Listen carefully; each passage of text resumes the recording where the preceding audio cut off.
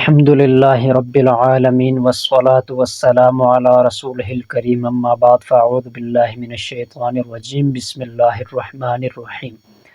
مقدمے میں کامیابی حاصل کرنے کے حوالے سے وظیفہ آپ کے سامنے رکھنے لگے ہیں انشاءاللہ تعالی۔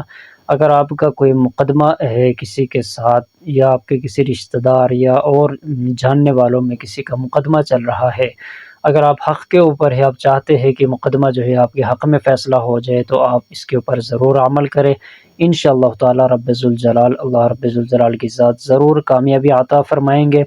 ناحق اگر آپ یہ عمل کریں گے، اس کے اوپر عمل کریں گے، تو آپ خود کسی مصیبت میں گرفتار ہو سکتے ہیں۔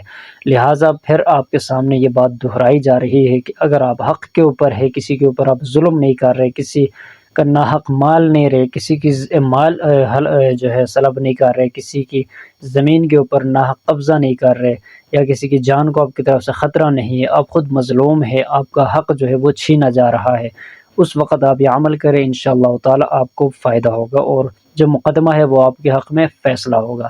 آپ نے عمل کون سا کرنا ہے؟ ہر نماز کے بعد قرآن مجید کی آیت بسم اللہ الرحمن الرحیم وَقُلْ جَاءَ الْحَقُّ وَزَهَقَ الْبَاطِلُ إِنَّ الْبَاطِلَ كَانَ زَهُوقًا 133 مرتبہ ہر نماز کے بعد اس آیت کو پڑھ لے آپ انشاءاللہ تعالی۔ جس دن فیصلہ کا دن ہوگا، عدالت کے اندر مقدمے کے فیصلہ کا دن ہوگا، آپ کے حق میں فیصلہ ہوگا بشرطے کہ آپ حق کے اوپر ہو۔ اگر آپ ناحق آپ نے یہ عمل کیا ہے تو آپ کے خلاف بھی فیصلہ ہوگا اور آپ کسی مصیبت کا بھی گرفتار ہو سکتے ہیں۔ لہٰذا احتیاط کیجئے، ناحق کسی کے اوپر ظلم نہ کرے، ناحق کسی کے خلاف کوئی عمل نہ کرے۔